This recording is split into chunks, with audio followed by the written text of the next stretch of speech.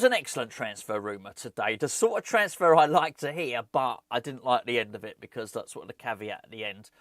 It was the good news was given first, the bad news was given a little bit afterwards. But I liked to hear that we were in for this player, because I think sometimes when you're linked with players that you like, you sometimes just wonder, are the club even bidding? You sometimes have got to use your own sort of intuition. In many respects, you've got to have your almost like a transfer BS radar. That's what you've got to have to try and gauge whether something is nonsense or not, whether something is the truth or whether something is poppycock.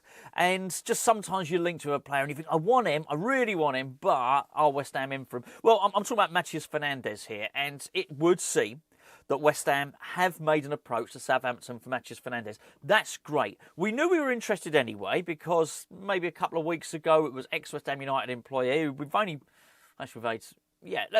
made 2 proper transfers so far in this transfer window. They were both called by X. So if he's going to say we're in for Matias Fernandez, that's great. But we've got a little bit more meat on the bone today, and that is actually we have approached Southampton for him. That's the good news. That's the Yorkshire pudding and the roast potato. The Brussels sprout in all this, unfortunately, is that there's about over 10 clubs are after him, and it would seem his agent, who's George Mendes, would almost prefer him to go to Europe. He's not necessarily Premier League bound. I really like him. I know I've said it. I keep saying it. I'll say it. I say one last time. Who am I kidding? It might not be one last time. Really good with a ball at his feet. Creative, turns quickly. He's attritional, so he's got a good energy. He's got a good engine. Not afraid to track back and put the tackles in. He can very much play as a sort of a number 10, can play as a number 8. I like him. I like his versatility. And we go back to what we've been saying for quite a while. Is there a player? Is he a player that slots straight into West Ham's midfield? For me, he is. But it's sort of got me thinking about West Ham's midfield. Now, we understand he is not, I say we understand, I don't know anything about it at all, but it has been put out there on a number of occasions that Arden Jashiri is Graham Potter's top midfield target.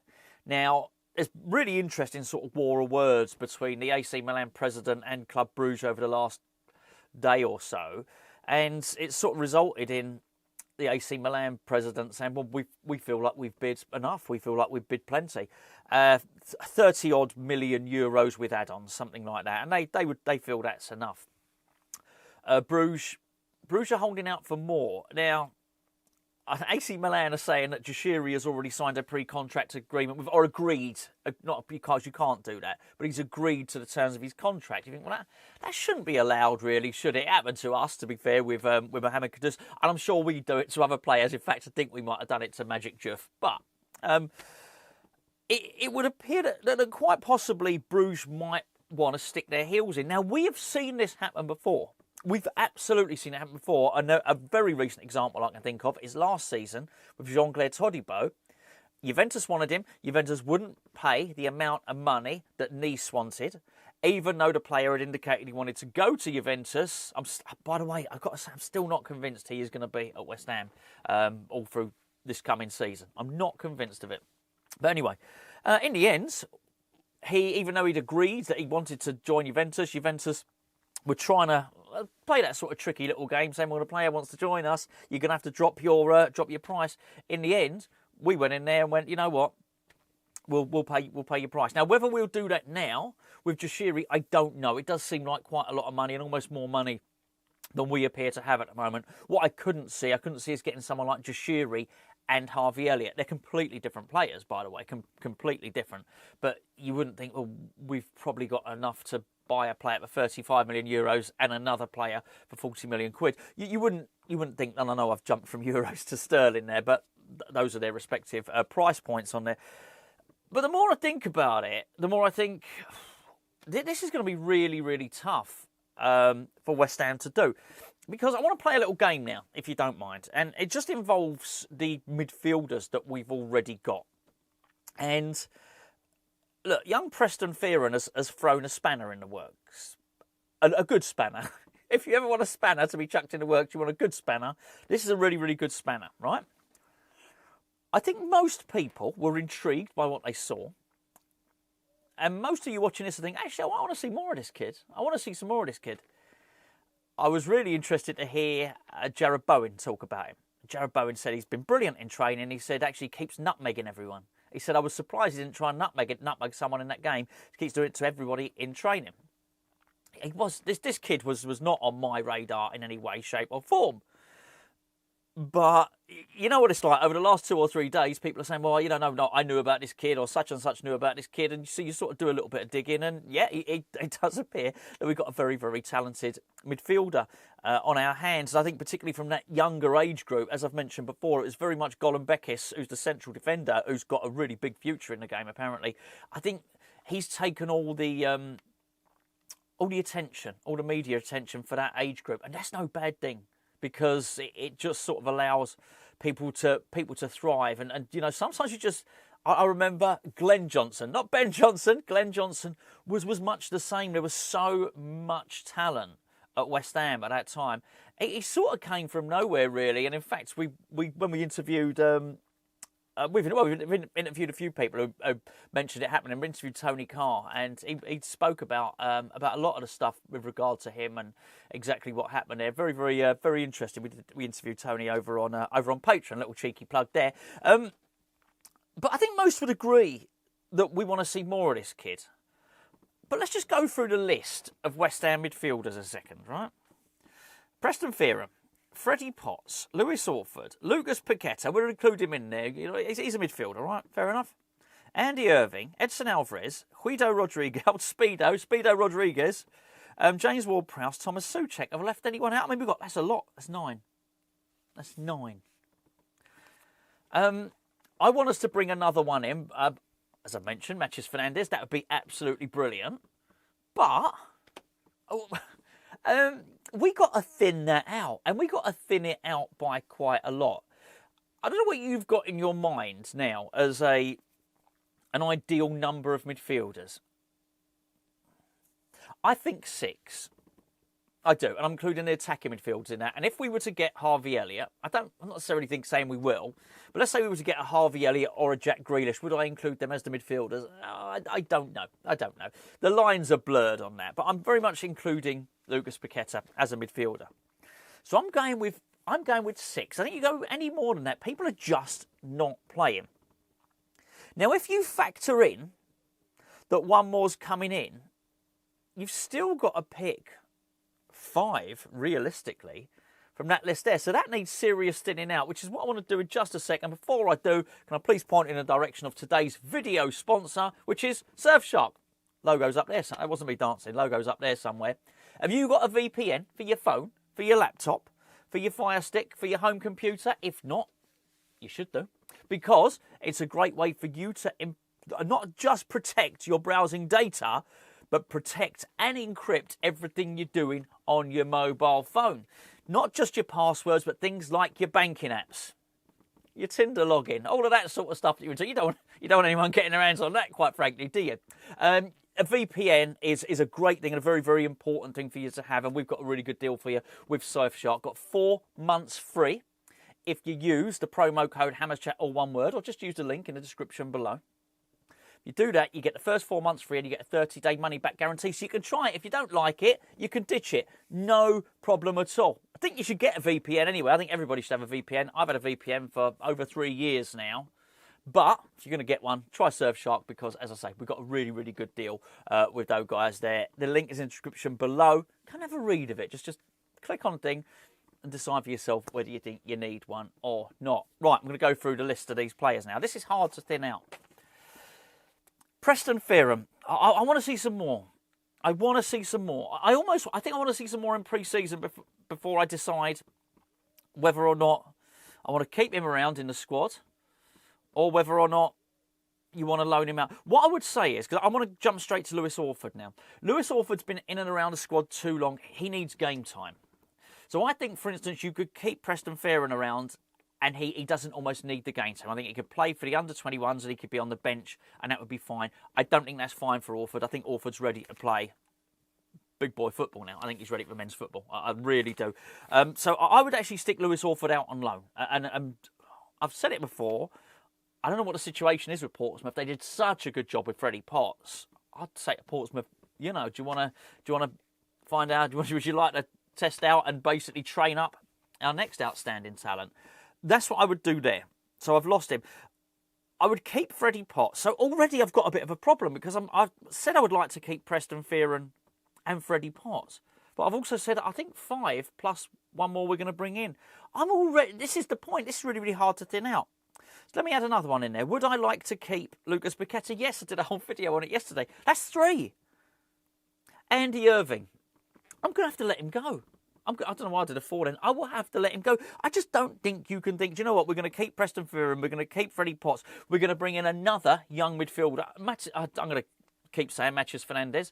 He's 21. Jashiri's 22. Anyone that comes in is highly likely, unless we could get Douglas Luiz, they're going to be a young midfielder. You cannot... Andy Irving needs to play football. I think he might be 24, 25, something like that. I just don't... I don't know. Would it probably be prudent to get him out on loan and see what he could do? Maybe that's where I'd probably go with that. But I just don't think you can keep him long enough. Edson Alvarez. Again, I'm looking at how he played in the Gold Cup. I'm thinking he was brilliant. He was brilliant. He got player of the tournament. He scored I think he scored a goal in the final, didn't he? I mean, it doesn't really get much better than that. I don't think there's anything wrong with Edson Alvarez. I just think the combination, I just think you can't play Edson Alvarez next to Thomas Souček and next to James Ward-Prowse. I tell you what, though, I definitely think you can play Edson Alvarez next to Matias Fernandez and then pick another one in. I think you can do that. Make no mistake about it. He's joined up with a squad, as I mentioned earlier on in the 60-second roundup. Guido Rodríguez, he's got to go. He's got to go. So I think I'm already up to 4. I'm up to 4 already. James Ward-Prowse, he's going to have to go. I'm sorry. I think he's brilliant to have around and, you know, great in the dressing room and all that type of stuff. We used to say different stuff to this, though, with James Ward-Prowse. We used to say he's great in the dressing room and he's deadly with his set pieces. I don't feel I've said that for a long time. Probably because he's not been deadly with his set pieces for a long time. And that's at least Thomas Souček. Thomas Souček I'd keep around. Thomas Souček I would keep around for all the reasons I've discussed before. I think he's been a really good servant to West Ham. To start every game, no. It's not sentimentality. I'm not saying he's been a good servant, so we should keep him. I wouldn't be saying that if he was 38 and past it. He's 30 years of age. And if I had to bet on anyone next season being the club's second top goal scorer, it'd be Thomas Souček. Guaranteed goals. I've made this point numerous occasions, right? So let me get this right. Thomas Souček, Preston Fearon, Freddie Potts, Lucas Paqueta, and Edson Alvarez. That's 5, plus one more. I think... maybe even one more after. But you see what I'm saying? Which means we are going to have to be a little bit ruthless. We are going to have to be. And that means, as far as I'm concerned, Lewis Orford on loan. He goes. Andy Irving sold or on loan. Guido Rodríguez sold. James Ward-Prowse sold. Now, that's 4 of them have got to go. I refuse to believe that nobody wants James Ward-Prowse. James Ward-Prowse is not useless. James Ward-Prowse is a good player. He's not good enough for what we want to do and where we want to go. I'm sure there's plenty of clubs that would have him. But probably not at 25 million or whatever we're expecting from him. You might have to let that guy go for 10 million, 8 million. You might just have to cut your losses on him. And I know I've just plucked that figure out of the air. If someone's probably going to say in the comments, "Oh, ridiculous, that your figure's ridiculous, Gonzo." It probably is. You're probably right. That probably is ridiculous. But we're going to have to go low on him. And someone like, as I say, Andy Irving, he's not played. We're in no position to say, well, we want 10 million for Irving. He hasn't demonstrated anything that would do that. Now, I suspect he's a good player, which is why I put him out on loan. He gets a chance to prove it, right? Maybe we can turn him into a 10 million player doing that, but he's not even in the situation that Flynn Downs was in. You've got to remember when Flynn Downs, we sold him to Southampton, he had 3 things going for him. I mean, number one, he'd had the really, really good season at Swansea where he was, I think the stats might have been that he was the most accurate passer in the Championship. First or second, definitely one of the two. Then he played with us, and I thought, as an understudy off the bench, in the season when we won the Conference League, I thought he did really well. And of course, then he had a season on loan with Southampton, where he did really, really well. Southampton had reasons to buy him. I don't know what they bought him for. 15 million maybe it was something like that. Andy Irving's not in that position. Who did he play for? Klagenfurten. Is that Klagenfurtenstein? Whoever they were, that's a long time ago in Austria. He's done nothing that anybody's going to come and pay big money for him. So you might have to find that you have to let him go to 4 or 5 million. If that's unpalatable, let him go on loan. And then, I wouldn't even do the option to buy. Let him go on loan and then see how much he's worth in 12 months' time. Maybe that's the thing to do with him. Rodríguez, you just have to let him go and subsidise his wages. You have to go free. You might even have to pay him to leave. You might have to do that. But there's just no way. See, if we bring in another midfielder, that would be 10 midfielders. Well, you can't do that.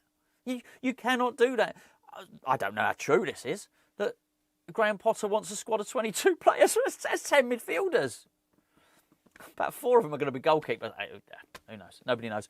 There you go. Let me know what you think. Let me know. I want to know about your cull as much as anything else. Let me know what your cull is. Yeah, we'll see. How ruthless are you going to be? I think we'll know a little bit more after tomorrow's game against Manchester United, and I think we'll probably be able to decide a little bit better then. But remember I said at the start of the video about the transfer radar. I've got a feeling something's happening. I think we are going to. It's not a prediction. It's a prediction. It's a prediction. It's not in the know or anything like that. I think we're going to sign somebody this week. We're going to sign someone this week. I've got a good feeling about it.